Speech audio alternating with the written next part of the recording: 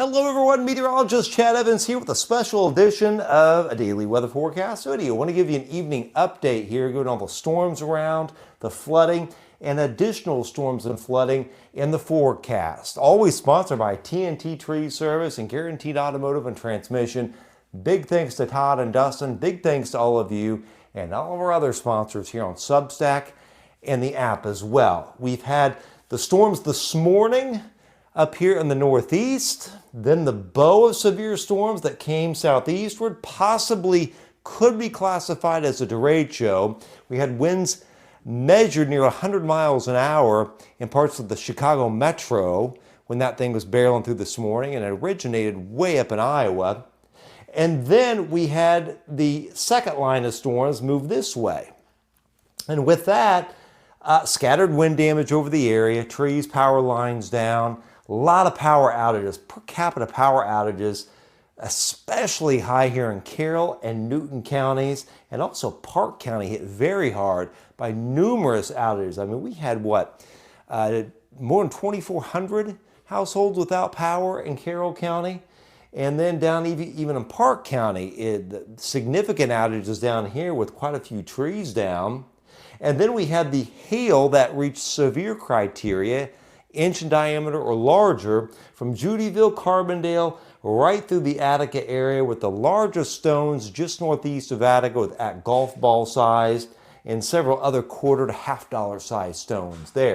And these are the measured gusts at 10 meters in the area. The highest gust, measured anyway, was 70 miles an hour northeast of Michigan Town. The Frankfurt Airport had a gust of 50, 60 down here at Lebanon, 60 at Cutler, 53 at the Flora Airport, 61 Maderryville, and the peak gust 63 at the Purdue Airport, 42 at Lafayette Timber House Airport as well, and the 50 east of Rochester. Now, for the current time, we're in a bit of a lull, but more storms are ahead and additional heavy rainfall in this ring of fire pattern. Extreme heat, really Illinois, Missouri, Kansas, down at Oklahoma and Arkansas, and on the periphery, we're getting these complexes of storms that keep developing and impacting our area. Now, eventually, it is going to stair-step downward towards a cooler, drier regime into August before a surge of heat returns at the very end of August, and then early in September, a couple rounds of wetter and much cooler fall-like weather are ahead. These are the rainfall totals, though. I got the Doppler radar estimates here, and then there are the measured totals via gauges. More than 7.5 inches just southwest of Winnemac, but the Winnemac Airport had more than 6. This is since early this morning, since about 4 this morning. 5 inches here at Royal Center, northeast Adamsboro, almost 5.5, about 5 at Peru.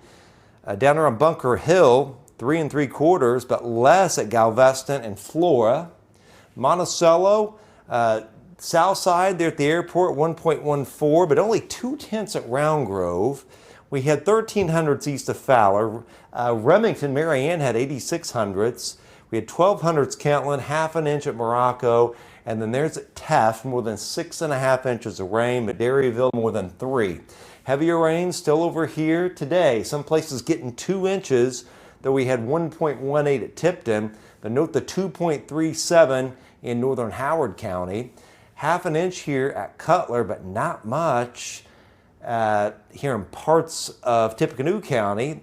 Higher amounts just south of Shadeland, but you can head down towards Linden and Romney, only 500s, almost 1/2 inch here at Purdue, 1,400s at Pine Village, 1/3 of an inch at Covington, and there's the 3/4 at Rockville. Now here's where we are right now, and I've got some of these storm reports plotted. This is actually, I pulled this image at 6:30 of the radar, but I wanted to show you some of the storm reports. Look at all the flooding reports here, all of the wind reports up here, and wind reports here. This is a very active day over the area and over the region as a whole. And that second line of storms is now south of Indianapolis down into southern Indiana. But the leading edge of the rain-cooled air is curving back like this and it's moving back northeastward. So again, this area has been rain cooled by multiple rounds of storms moving on the periphery, the hot upper ridge.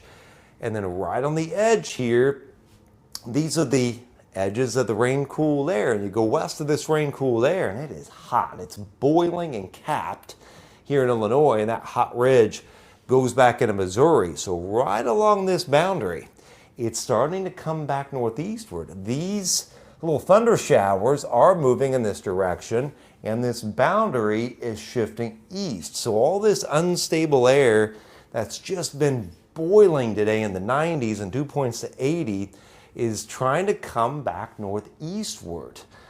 So that spells trouble for us tonight and tomorrow. We've already got the flood watch up for most of the forecast area except the northwest. These are flood advisories, Carroll all the way down to Tipton, Clinton, Boone counties. I've got this area highlighted. This is where the flood warning is for pretty widespread aerial flooding still going on from Peru and Mexico back through Royal Center and Winnemac, and also flood warning for southern Park County. So we've got more severe weather risk ahead. Today we had the enhanced risk. We've got more marginal and slight risk for severe in the forecast. This is tonight into tomorrow morning and also into tomorrow afternoon. You get the marginal risk, Tipton, Frankfort, Lafayette, Pine Village. Slight risk has been expanded northward from the Storm Prediction Center, Attica, Romney, Linden, and then down around Kirkland, Lebanon, Waveland, Crawfordsville, all the way down to Rockville tomorrow. The risk of some severe gusts, maybe an isolated brief tornado spin up or two, little hail, but the flooding threat is quite high, especially in the areas that have already been hit pretty hard by heavy rain so far. Now, when you look at this, certainly the bigger threat for severe weather is over the southern half of the forecast area. But this is the latest model run. This starts at 11 tonight, and this goes to 10 a.m. tomorrow morning. And you can see it's firing up more storms right on the edge of the hot upper ridge.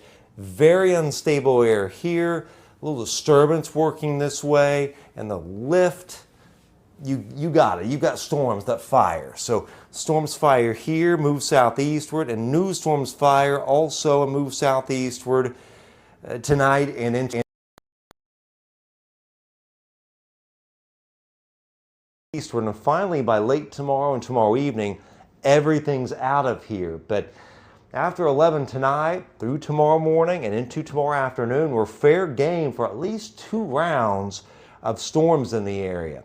Then on Thursday, we got marginal risk from Pine Village to Frankfort and southward for isolated severe storms and still the risk of some locally heavy rainfall.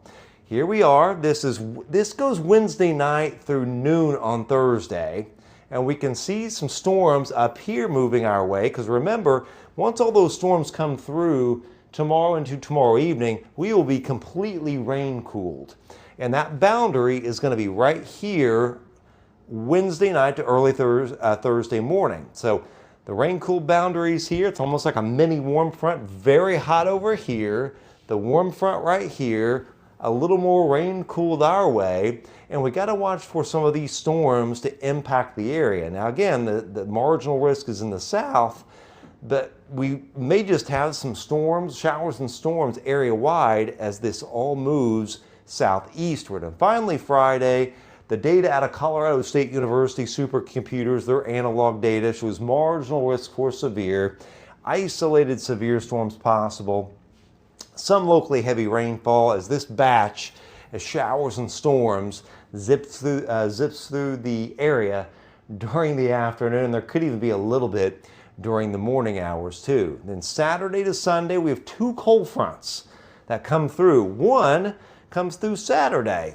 right here, passes through the area, and then there'll be another one on Sunday. And the one Sunday will be the really good shot of cooler air that comes in, but they could both have 30 to 40% coverage of some showers and thunderstorms in the area. If we would happen to get any sort of severe risk, it would be marginal. So from the rain we get tonight right up through Thursday at 1 p.m., unfortunately, there are going to be some pockets that get heavy rain. However, the areas that are forecast to get heavy rain are areas that didn't get as much today. So that's beneficial. These areas up here saw the extreme rainfall this afternoon. The amounts there are a little bit lighter. We got an 85 hundredths at Logansport, 3/4 Rensselaer, but you get down south of Frankfort towards Lebanon, Romney, Rainsville, Fowler, Waveland, Rockville, there are pockets down here of more than 2.5 inches of rain, and also up here on Rochester and Peru. That could be troubling though. Parts of Fulton, eastern Miami, and parts of eastern Howard are forecast to get more than 2 inches of rain. Take this with a grain of salt. We know there's going to be locally heavy rainfall. The key is where that locally heavy plus 2.5, plus 3-inch rain falls. And we don't want it up here so much where we've gotten 7.5 inches of rain. Hopefully this unfolds this way, 1.25 inches Lafayette and 2.5 at Romney and 3 inches at Lebanon, more so than up here.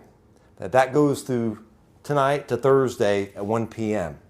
So tomorrow, a high of 83, some storms, at least a couple of rounds of storms coming through, then things dry out late in the day with high humidity and highs upper 70s to upper 80s varying over the area, the hottest in our southwestern counties.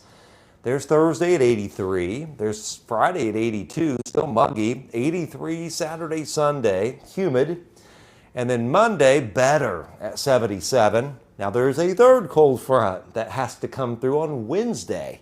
Ahead of it, we're 80 on Tuesday. It starts to get humid late in the day.